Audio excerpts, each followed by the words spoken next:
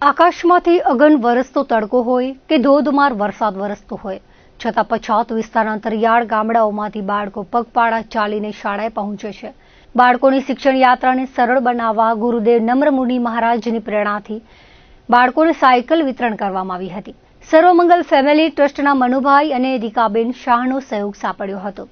મનુભાઈ શાહના 82માં જન્મદિવસ નિમિત્તે 8,200થી વધુ બાળકોને બાઇસિકલ અર્પણ કરવામાં આવી હતી. અનેક ક્ષેત્રોમાં યોજાયેલા આ બાઇસિકલ અર્પણતા ઉત્સવે હજારો બાળકોના જીવનમાં નવી ગતિ અને નવા ઉમંગનો સંચાર કર્યો હતો.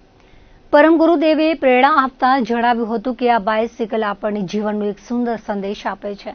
જીવનમાં ક્યારેક પડી જઈએ કે હારી જઈએ તો પણ સંઘર્ષ અને પુરુષાર્થ રૂપી હેન્ડલ તથા પેન્ડલ છોડ્યા વિના સતત આગળ વધતા રહેવું જોઈએ.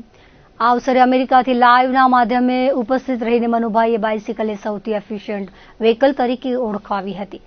તેમણે જણાવ્યું હતું કે બાઇસિકલ દ્વારા હજારો બાળકોનો સમય બચશે, તેઓ સરળતાથી શાળાએ પહોંચી શકશે અને તેમના જીવનમાં સકારાત્મક પરિવર્તન આવશે.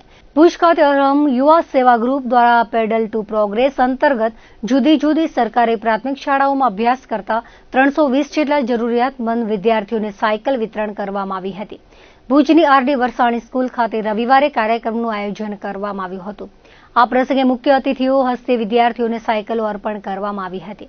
મહાનુભાવો દ્વારા સાયકલ રેલીને લીલી ઝંડી આપી પ્રસ્થાન કરાવવામાં આવ્યું હતું. સમગ્ર બાઇસિકલ અર્પણતા ઉત્સવને સફળ બનાવવા માટે અરહમ યુવા સેવા ગ્રુપ ભુજ તથા શાળાના આચાર્ય અને શિક્ષકોએ સેવાભાવથી વ્યવસ્થાની જવાબદારી નિભાવી હતી.